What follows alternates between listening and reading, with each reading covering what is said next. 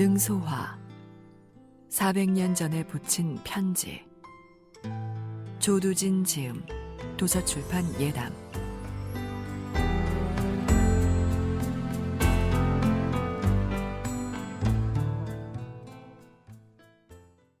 혹시 흥구 홍생원의 집에 소화꽃이 피어있지 않더냐? 소화꽃이라뇨? 사돈 어른 댁의 말씀이옵니까? 본 기억이 없습니다. 2달 전 정혼을 했고 당신은 소화가 피는 한여름이 아니었다. 하씨는 다만 자신이 본 대로 이야기했고 거기에 거짓은 없었다. 유씨는 사촌동생의 입에서 나온 사돈이란 말에 얼굴을 찌푸렸다.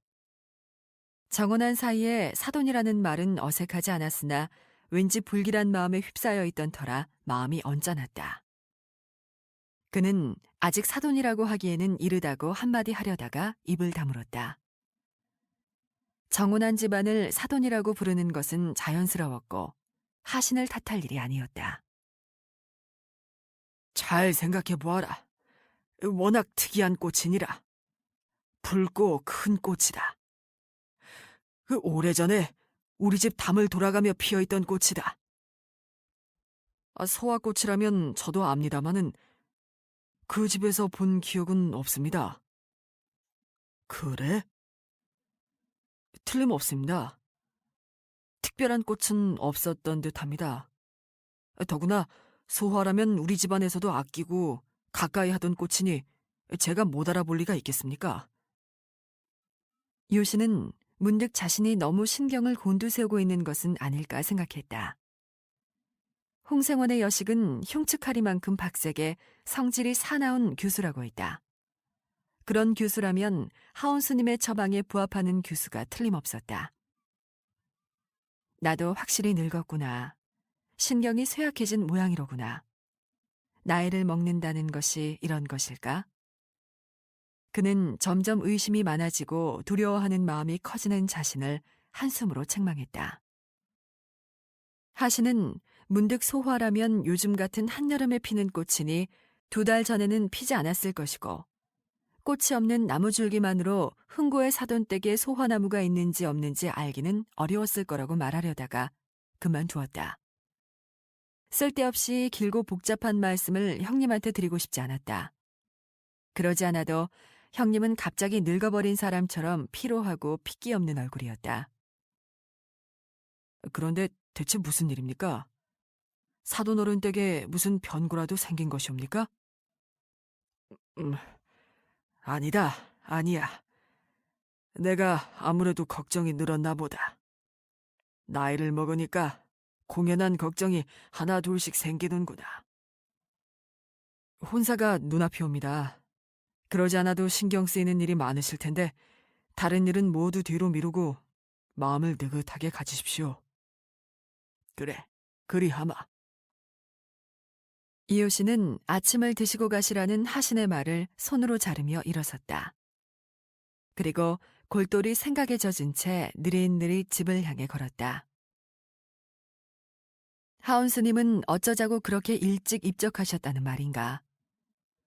스님이 갑작스럽게 입적했을 당시만 해도 오늘처럼 아쉽지는 않았다. 이르기는 하지만 좋은 날에 큰 고생 없이 가셨으니 오히려 다행이 아닌가라고 말한 이효신이었다. 그는 스님을 존경했고 좋은 날 좋은 사람들 속에서 떠났다고 생각했다. 그런 것이 10달 전이었다.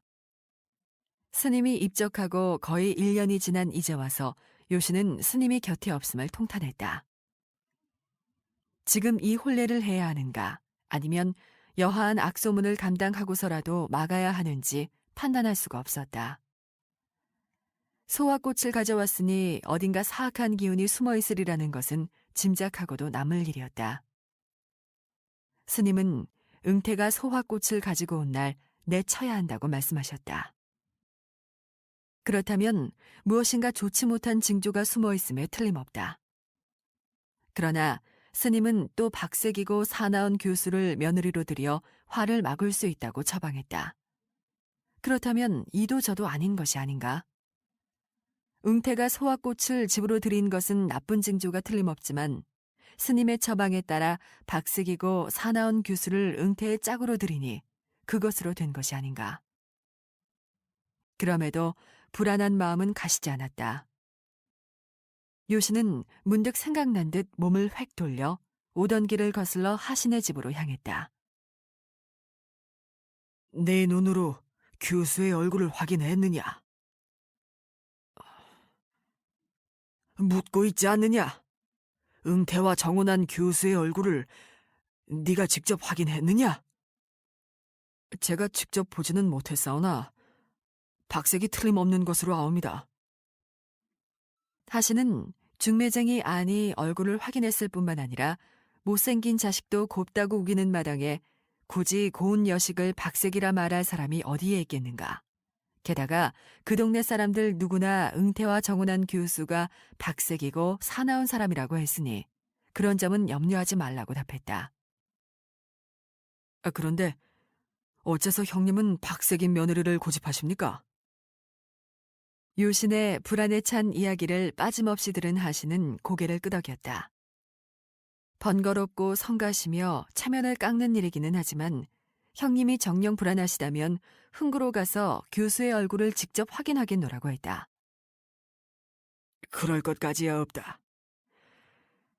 온 동네 사람들이 그렇게 말한다면 틀린 이야기가 아닐 것이다. 의심이 많아지는 것을 보니 내가 나이를 먹은 모양이다. 모두 마음 먹기 나름입니다. 마음을 편히 가지셔야 하옵니다. 그러지 않아도 사방에서 역질이 돌고 있습니다. 용한 의원들이 말하기를 마음을 무겁게 가지면 몸이 약해지고 그리하면 역질이 몸에 붙는다고 합니다. 마음을 편히 가져야 음식을 잘 먹고 잠도 편히 잘 수 있습니다. 그리하면 역질도 얼씬하지 못하는 법입니다. 고을마다 역질로 아비규환이 따로 없다고 합니다. 그러게 말이다. 여간 걱정이 아니다. 너도 각별히 단속하여 집안에 역질이 발을 붙이는 일이 없도록 해라. 각별히 단속하고 있습니다. 여간에 빨리 여름이 지나가야 할 터입니다.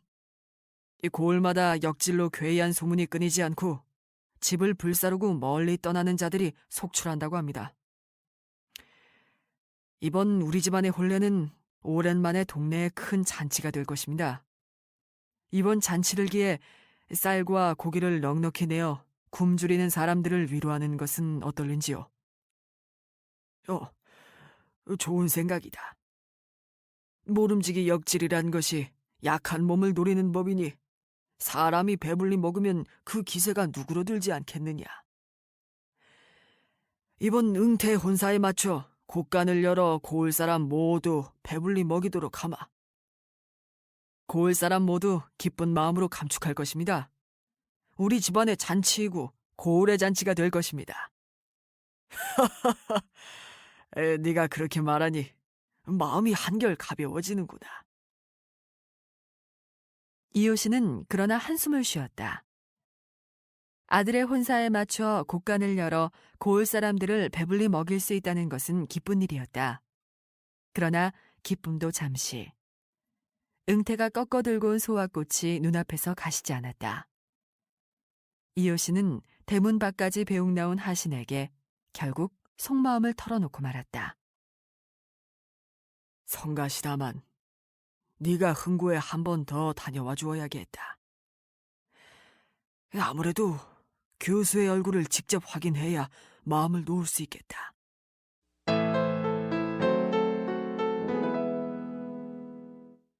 혼사를 아흐레 앞둔 날 저녁. 흥구에서 돌아온 사촌동생 하신의 말은 청천벽력이었다. 갸름한 얼굴은 희고 고우며 따내린 검은 머리카락에는 윤기가 가득했습니다. 천하의 그런 미인은 다시 없을 듯합니다. 그 어째서 그처럼 아름다운 교수가 흉측하기 짝이 없는 여인으로 소문이 났는지 알 길이 없습니다. 도대체 이게 무슨 해괴한 경우란 말인가.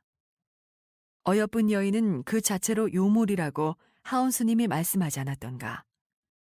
그토록 피하려고 노력했건만 어째서 피하려 할수록 다가선다는 말인가. 이효신은 이번 혼사를 물려야겠다고 결심을 굳혔다. 그러나 명색 무인이 객적은 운명과 예언을 입밖에 낼 수는 없었다. 운명이니 예언이니 하는 말로 문중의 이해를 구할 수도 없었다. 게다가 요즘 떠돌이 승려들이 일으키는 크고 작은 사건이 끊이지 않았다.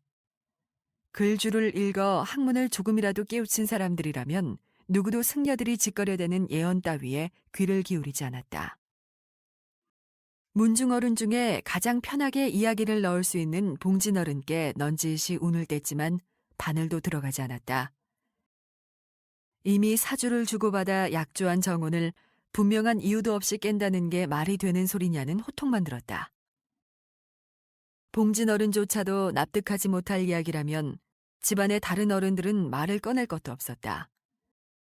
공연히 그러는 것이 아니라 사실은 주역과 명리학에 능통한 하온스님의 말씀이 이렇고 저러한데 그 말씀이 하나도 그르지 않다는 이야기를 했지만 봉진어른은 꿈쩍도 하지 않았다.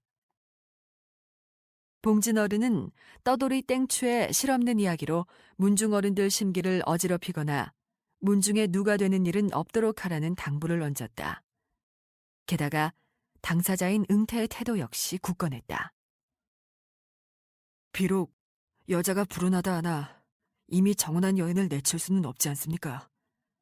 양반 가문의 도리가 아니옵니다. 게다가 한갓 미신을 두고 이러니 저러니 말을 바꾸는 것은 옳지 않습니다.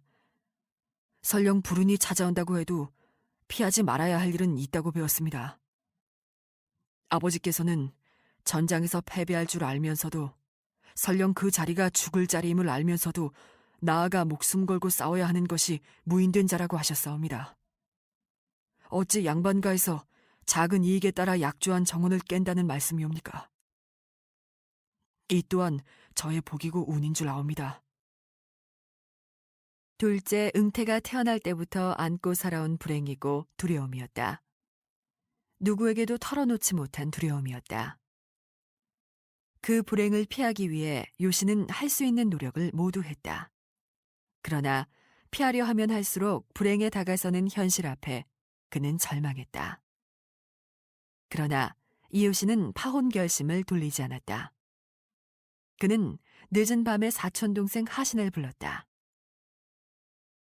이대로 혼례를 올릴 수는 없다. 문중 어른들이 모두 반대한다 할지라도 나는 이번 정혼을 없던 일로 해야겠다. 내일이라도 네가 흥구에 다녀와야겠다.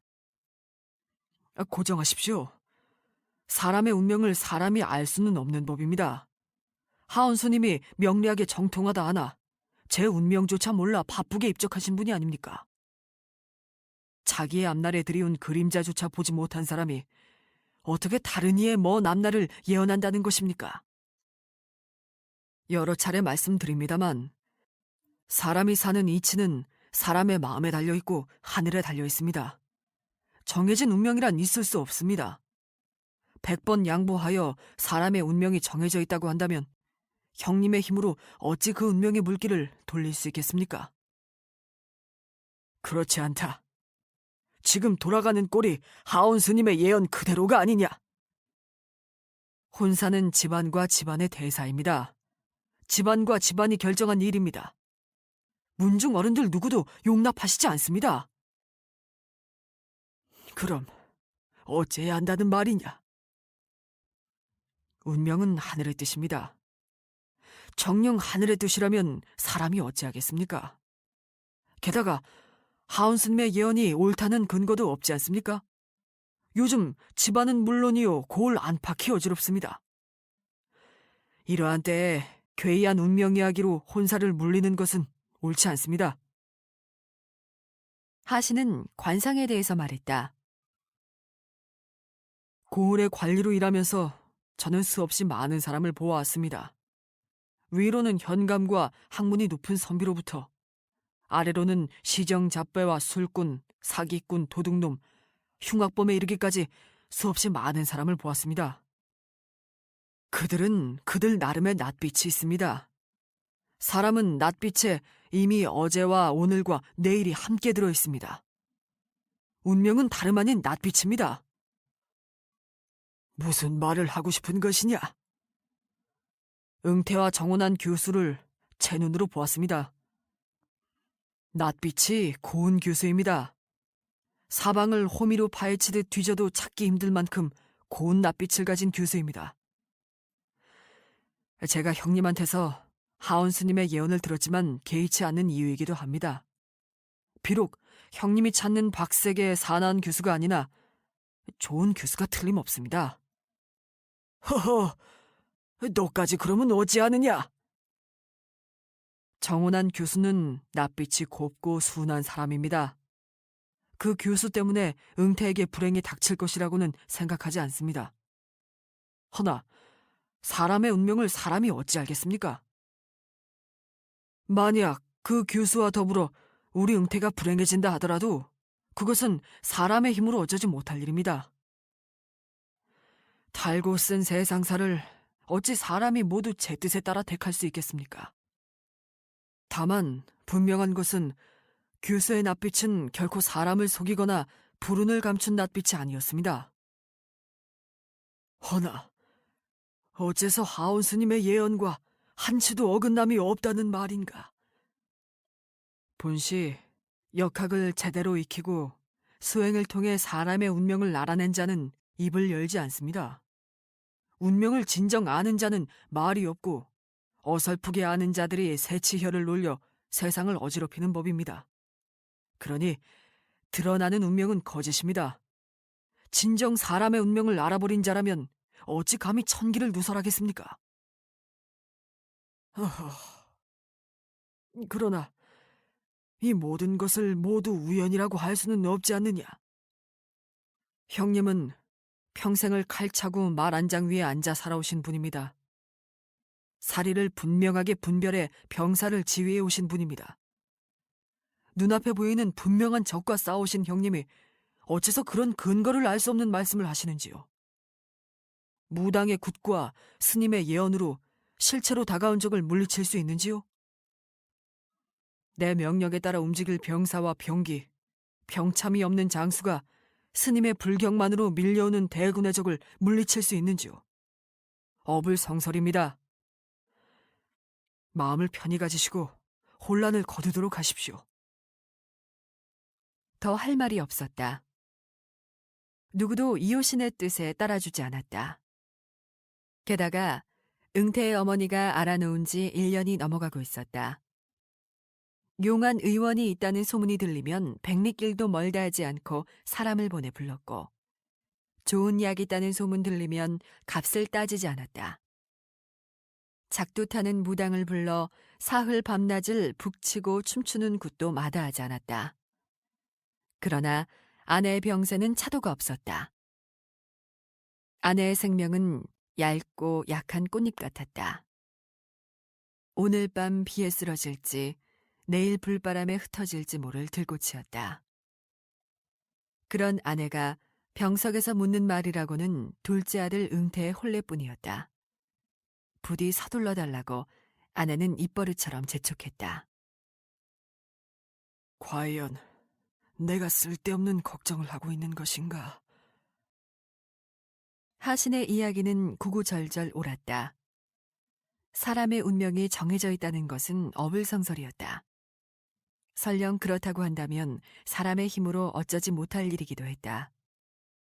게다가 정혼한 홍씨 교수는 곱고 정한 사람이라고 했다. 요시는 대청에 서서 검은 하늘을 보았다. 한바탕 큰 비가 쏟아질 모양이었다. 요시는 20을 훌쩍 넘어 장성한 아들이 차라리 막 걸음마를 시작한 아이라면 좋겠다고 생각했다. 막지 못할 불운이 다가오고 있다면 차라리 멀리 있기라도 하면 좋겠다고 생각했다. 요시는 깊은 한숨을 지었지만 어떤 결정도 내리지 못했다. 그렇게 혼례 날은 다가왔다. 그저께 밤 채단과 신랑의 성명과 생년월일시를 적은 혼서지를 담은 검은 함을 신부집으로 보냈다. 시들어 떨어진 들꽃 같은 아내는 이글이글 타는 눈으로 사투를 벌이듯 아들의 혼례를 챙겼다. 이제 와서 허튼 소리나 곤란한 이야기를 꺼내기라도 하면 아내는 당장이라도 쓰러질 것 같았다. 그날 밤, 요신의 꿈에 하온 스님이 나타났다. 제때 깎지 않은 머리카락은 살아있을 때나 마찬가지로 막 파괴하고 사바로 들어서는 사람 같았다. 하온은 벌써 25, 6년 전에 한 말을 다시 했다. 아드님이 붉고 큰 소와 꽃을 안고 집으로 들어오는 때가 올 것입니다. 내치셔야 합니다. 돌아보지 말고 생각하지 말고 거칠게 내치셔야 합니다. 고요한 날을 기다리시면 늦습니다. 맑고 고요한 날을 기다리지 말고 내치셔야 합니다. 거친 날이 잦아들고 맑고 고요한 날이 왔을 때는 늦습니다. 참봉어른, 부디 소승의 말을 가벼이 여기지 마십시오. 이효신은 깜짝 놀라 벌떡 일어났다. 사위는 어둡고 고요했다. 신경을 너무 곤두세운 탓에 잠몽을 꾼 것인가? 하온 스님이 일깨움을 주시기 위해 전하는 현몽인가? 자리끼 한 모금을 마신 요신은 새벽이 어슴풀에 밝아올 때까지 잠들지 못했다.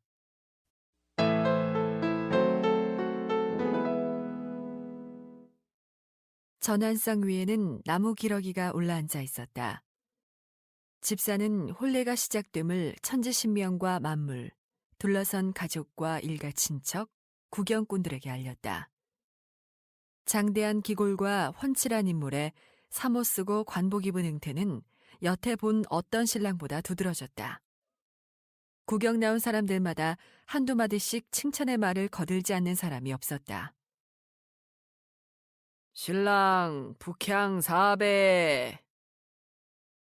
응태는 북쪽을 향해 4번 절했다. 절이 끝나자 낙동댁이 나무 기러기를 치마폭으로 싸들고 안방으로 가서 던졌다. 방바닥에 떨어진 기러기는 화들짝 놀라기라도 한 듯 벌떡 일어섰다. 기러기를 던져 넘어지면 딸을 낳고 일어서면 아들을 낳는다고 했다. 아이고, 아들이네, 아들이야! 누가 먼저랄 것도 없이 동네 여자들이 떠들어댔다. 좋은 날을 맞고도 그때까지 얼굴을 펴지 않던 연희의 어머니도 그제야 혼례가 실감이 난 듯 입가에 희미한 웃음을 머금었다. 이미 마음을 푼 덕분에 진작부터 싱글벙글하던 홍생원은 누른이를 다 드러내고 웃었다. 굳은 얼굴로 자리를 지키고 있던 이효씨는 못마땅한 눈으로 호들갑 떠는 여자들을 노려보았다. 안동에서 먼 길을 달려온 이효씨는 사돈을 만나 의례적인 인사를 나누었을 뿐 누구와도 이야기를 하지 않았고 단 한 번도 웃는 낯을 보이지 않았다. 그러나 누구도 이효신의 못마땅하고 불안해하는 얼굴을 눈여겨본 사람은 없었다. 이효신은 사돈 측 문중 사람들이 차례로 다가와 허리를 굽히고 인사를 건넬 때도, 사모 쓴 아들 응태가 씩씩하게 걸어 들어왔을 때도, 북쪽을 향해 절을 할 때도, 기러기가 벌떡 일어섰을 때도 굳은 얼굴을 풀지 않았다. 웅성거리는 사람들 사이로 들러리의 부축을 받으며 신부가 교배상 맞은편으로 나와섰다. 화관 쓰고 원삼 입은 연희는 흡사 하늘에서 내려온 선녀 같았다. 둘러선 사람들은 놀라 벌어진 입을 다물지 못했다. 오칠을 한 듯 검은 머리와 희디 흰 얼굴, 다소곳이 내리깐 큰 눈과 오똑 솟은 코. 여태껏 잘생긴 신랑을 칭찬하던 하객들이 신부의 아름다움을 칭송하느라 입이 마를 지경이었다. 오직 한 사람, 이효신만이 신부의 옥처럼 고운 자태를 잔뜩 찌푸린 얼굴로 바라봤다. 우물은 요물이라고 했건만 어찌하여 저런 아이가 내 집에 들어온다는 말인가. 그토록 피하려고 했건만. 사람의 운명이 진정 정해져 있는 것일까? 그럴 리 없다 하며 스스로 마음을 달래려 애쓰던 이효신은 막상 연희의 고운 자태를 보자 누르고 눌렀던 한숨을 토했다. 성혼례를 거행하겠습니다. 신부 재배. 들러리를 선 두 여자가 신부의 겨드랑이를 끼고 절하는 신부를 도왔다. 응태는 절하는 신부를 보았다. 앉았다가 일어서는 신부의 얼굴을 본 응태는 자칫 하고 소리를 지를 뻔했다. 신부 집으로 들어올 때부터 이전에 사냥 나가는 길에 본 그 집이 틀림없다는 생각을 하고 있던 터였다. 그러나 아버지는 신부될 교수가 박색으로 소문난 사람이라고 했다. 그러니 자신이 사냥길에 본 선녀 같은 여인일 리는 없다고 단정하고 있었다. 그러나 들러리의 부축을 받으며 나온 여인은 아버지가 말씀하신 박색의 추녀가 아니라 얼마 전 1월산으로 사냥 가는 길에 담 너머로 본 교수가 틀림없었다. 응태는 혼례가 어떻게 진행되는지 몰랐다. 누군가 신랑 1배, 신부 2배를 외쳤고 술잔이 오고 갔지만 그는 신부의 얼굴에게서 눈을 떼지 못했다. 틀림없이 흥고에서 본 그 아름다운 교수였다. 그렇다면 박색이라는 아버지의 말씀은 무엇이란 말인가? 혼례가 이어지는 동안 옆에 선 사람들이 이런저런 말을 거들고 장난을 치기도 했지만 응태는 듣지 못했다. 신랑이 입을 댄 술잔을 들러리가 받아 신부의 입에 대는 합끝내가 끝났을 때 응태는 겨우 정신을 차렸다. 들러리가 신부를 부축해 안방으로 들어가고 있었다. 멀뚱하게 신부의 뒷모습을 바라보던 응태는 사람들에게서 떠밀려 사랑으로 들어가 예복을 벗고 신부 집에서 마련한 도포로 갈아입었다.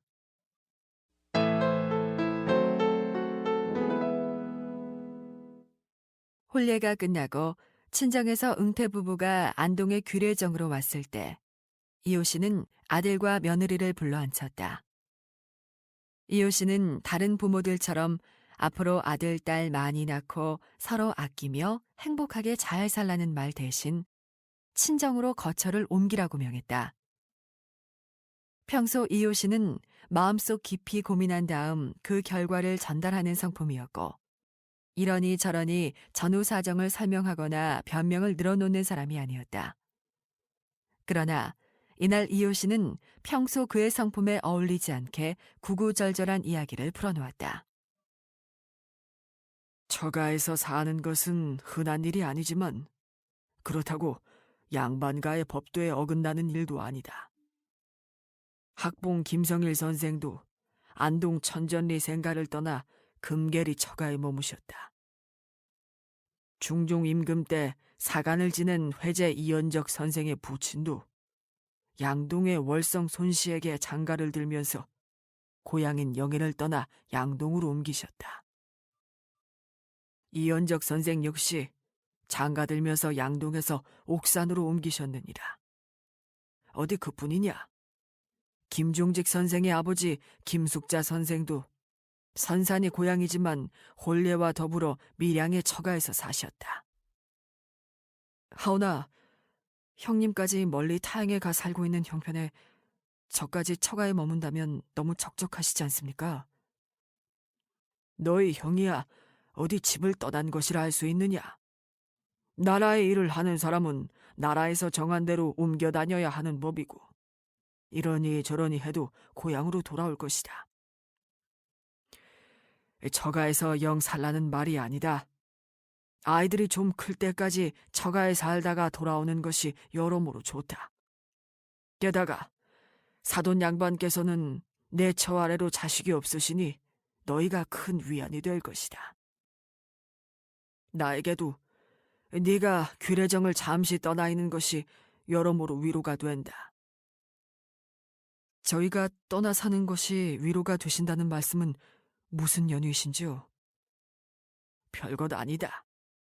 그저 네가 내 형과 달리 늘 내 품속에서만 자랐으니 멀리 떠나 생활해보면 더욱 성장할 것이라는 게 내 마음이다. 하오나 지금은 어머니가 편찮으시고 도말할 것 없다. 너희가 옆에 있다고 네 어머니 병이 쉬이 낫겠느냐? 그렇게 알고 내 말을 따라라.